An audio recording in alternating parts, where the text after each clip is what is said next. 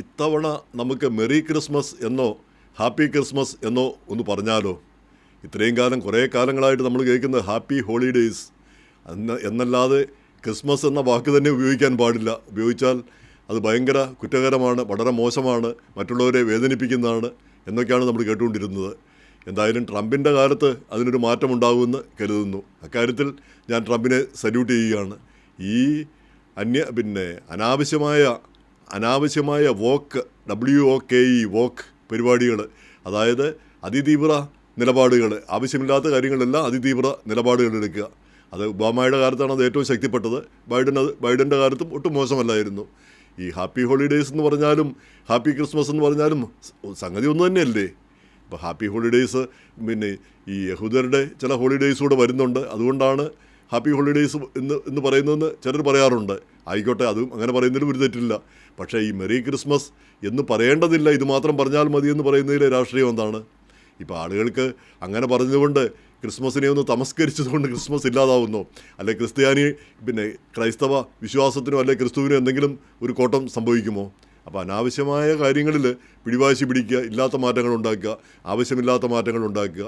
അപ്പം happy Christmas, merry Christmas എന്ന് പറയാനായിട്ട് ഹിന്ദുക്കൾക്ക് പ്രശ്നമില്ല, മുസ്ലിങ്ങൾക്കും പ്രശ്നമില്ല.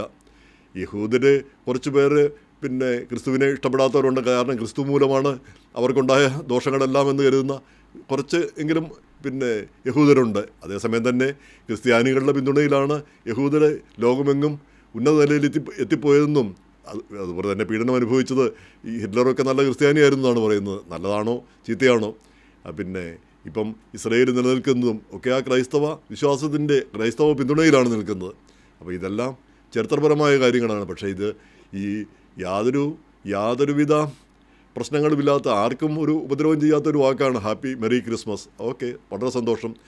നമ്മൾ ഹാപ്പി ദീപാവലി അല്ലെങ്കിൽ ഹാപ്പി റംസാൻ എന്ന് പറയുന്ന പോലെ അത്രയേ ഉള്ളൂ. നിരുപദ്രവമായ ഒരു അഭിസംബോധന. അത് ഇഷ്ടമുള്ളവർ സ്വീകരിക്കുക, ഇഷ്ടമില്ലാത്തവർ സ്വീകരിക്കാതിരിക്കുക. പക്ഷേ അത് എല്ലായിടത്തും ഹാപ്പി ഹോളിഡേ തന്നെ പാടുള്ളൂ. ഹാപ്പി മെറി ക്രിസ്മസ് എന്ന് പറഞ്ഞാൽ അത് പൊളിറ്റിക്കലി കറക്റ്റ് അല്ല എന്നുള്ളൊരു സ്ഥിതി. അമേരിക്ക പോലെ ക്രൈസ്തവർക്ക് ഭൂരിപക്ഷമുള്ളൊരു രാജ്യത്ത്, ഈ ക്രൈസ്തവർക്ക് ഭൂരിപക്ഷം ഇല്ലാത്തൊരു രാജ്യത്താണ് നമുക്ക് മനസ്സിലാക്കാം. ഇത് മഹാഭൂരിപക്ഷവും 90-95% ആളുകളും ക്രിസ്ത്യാനികളായിരിക്കുന്ന ഒരു രാജ്യത്താണത്. ഈ ക്രിസ്മസ് എന്ന പേര് പോലും പറയാനാവില്ല. ഇനിയിപ്പം അതിന് രണ്ടാമത്തെ ഒരു ആംഗിളിൽ നോക്കുമ്പോൾ ക്രിസ്മസ് എന്ന് പറയേണ്ടതില്ല. ക്രിസ്മസ് എന്ന് പറഞ്ഞാൽ നമുക്കറിയാം ഒരു കച്ചവട കാലമാണ് അമേരിക്കയിൽ. അമേരിക്ക ഒട്ടാകെ ഇപ്പം നല്ല ദീപക്കാഴ്ചകളുണ്ട്. ഇപ്പം ഈ സമയത്താണ് അമേരിക്കയിൽ പറയേണ്ടത്. ഓരോ സന്ധ്യയായി കഴിഞ്ഞാൽ ഓരോ വീടുകളുടെയും മുന്നിൽ, മിക്കവാറും എല്ലാ വീടുകളുടെയും മുന്നിൽ ദീപക്കാഴ്ചകൾ നാനാതരം വർണ്ണങ്ങളിൽ മനോഹരമായിട്ട് ഓരോ വീടുകളും അലങ്കരിച്ചിരിക്കുന്നു.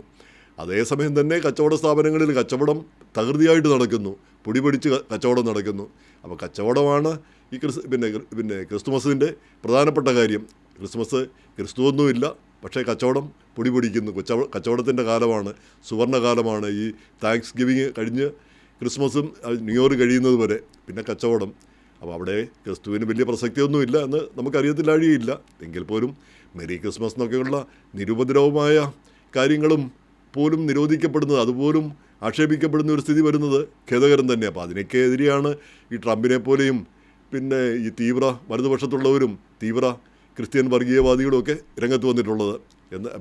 മറ്റുള്ള എല്ലാ ആശയങ്ങളെയും തകർക്കാനും മറ്റുള്ളവരെ എല്ലാം കുറ്റപ്പെടുത്താനുമായിട്ട്. അപ്പോൾ അതിൻ്റെ കൂടെ റേസിസവും വർഗീയവാദവും കൂടി അവർ കൊണ്ടുവരുന്നു. ഈ വംശീയവാദം എന്ന് പറഞ്ഞാൽ അതിനൊരു ശക്തി പോരാ.